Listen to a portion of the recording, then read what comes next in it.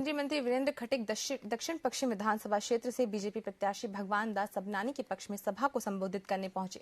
दक्षिण पश्चिम विधानसभा सीट पर फिलहाल कांग्रेस काबिज है। जनता से उन्होंने भारी बहुमत से भगवान दास को जीत दिलाने की अपील की। वीरेंद्र खटीक ने कहा कि डबल इंजन की सरकार ने मध्य प्रदेश में काफी काम किया है और जनहितैषी योजनाओं को लागू किया है।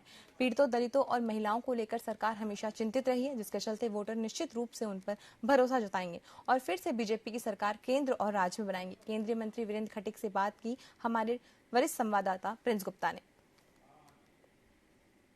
वीरेंद्र खटीक जी हमारे साथ हैं। भगवान दास समनानी जी के पक्ष में वो यहाँ एक सभा करने आए थे, लोगों से मिलने आए थे। और निश्चित ही मध्य प्रदेश में चुनावी माहौल है, तो चुनावी माहौल में उनकी भूमिका अहम है। सर, चुनाव है और चुनाव के समय आप भी भगवान दास समनानी जी के पक्ष में यहाँ सभा करने आए, मिल रहे हैं लोगों को, और माहौल एक तरह से भारतीय जनता पार्टी बना रही है, अपने सारे बड़े नेताओं को, केंद्रीय मंत्रियों को फील्ड में उतार दिया। आप भी लगे हुए हैं, क्या देखते हैं पूरे सिनेरियो को चुनाव के इस वक्त? मैं पूरे प्रदेश में जा रहा हूँ और पूरे प्रदेश में जो राजनीतिक परिदृश्य देखने में आ रहा है, इस समय जनता पहली बार समूचे दृष्टि से विचार कर रही है कि अभी तक, इसके पहले तक जो होता रहा है चुनाव में, कि जब चुनाव आता था तो घोषणाएं होती थी, लेकिन जब से मध्य प्रदेश में और केंद्र में डबल इंजन की सरकार आई है, मध्य प्रदेश में यशस्वी मुख्यमंत्री सम्मानित शिवराज सिंह चौहान जी यहाँ के मुख्यमंत्री बने, केंद्र में लोकप्रिय प्रधानमंत्री आदरणीय नरेंद्र मोदी जी देश के प्रधानमंत्री बने,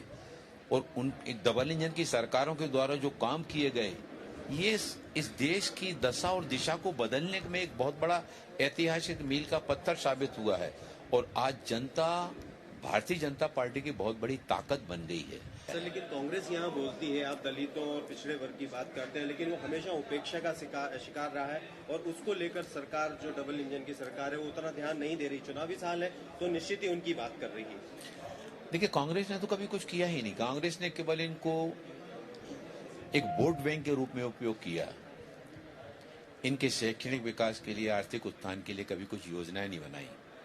अभी केंद्र की योजना वो चलती है, एक शिल्प समागम योजना, उसमें अनुसूचित जाति और पिछड़ा वर्ग के लोगों के लिए, उनके लिए प्रदर्शनी आने जाने की सुविधा, उनको प्रदर्शनी में स्टॉल की सुविधा, उनके ठहरने की सुविधा, उनके द्वारा बनाए गए बिक्री सामान को वहां पर बेचने की सुविधा, और उसको ई कॉमर्स के साथ में जोड़ा जा रहा है।